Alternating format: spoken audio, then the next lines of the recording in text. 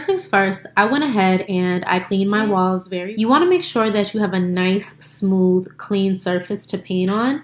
So take out any nails that are in the walls, as well as any tape stuck to the wall.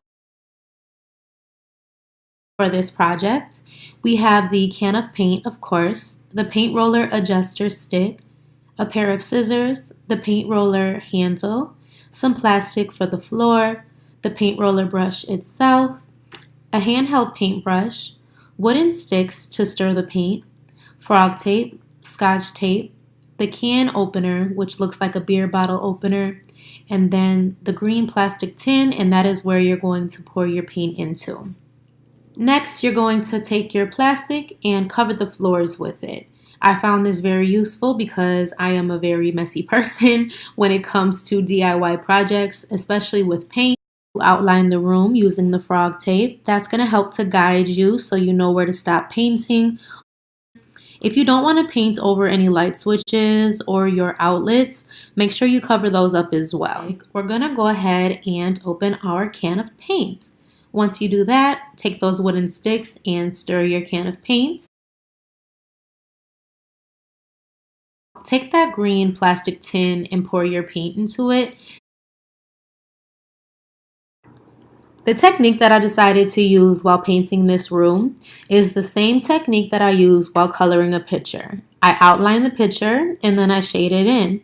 So I started painting the room using the handheld paintbrush. I outlined each wall so that way when I would go in with the paint roller brush, it'd be easier to paint because the corners and the borders of the wall are already painted. That paint roller brush is thick. It's not going to get in those creases and you're not going to get a nice clean look if you don't outline or border the walls with paint. So it should look like this.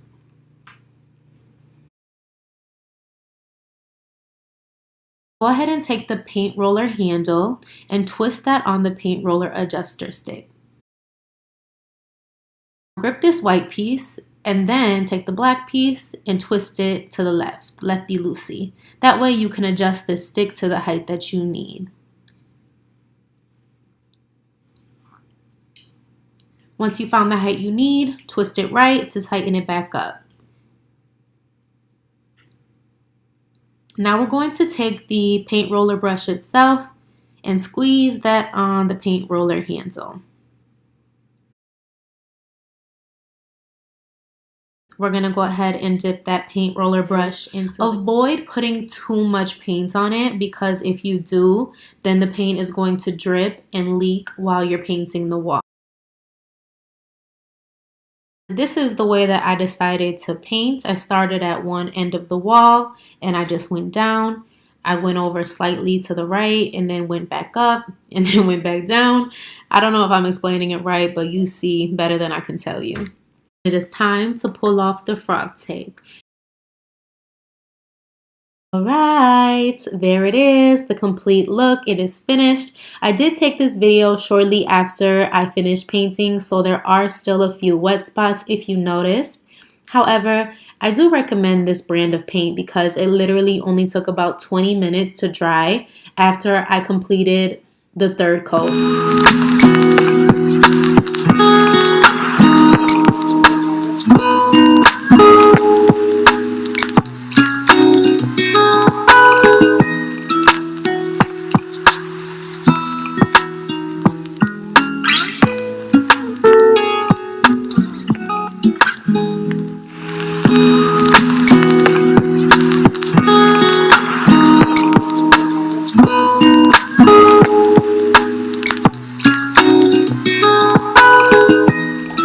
Alright everyone, so that completes our DIY to painting Imari's room. I hope that you all enjoyed it. If you did, please go ahead and give the video a thumbs up. Also, subscribe to our channel if you haven't already.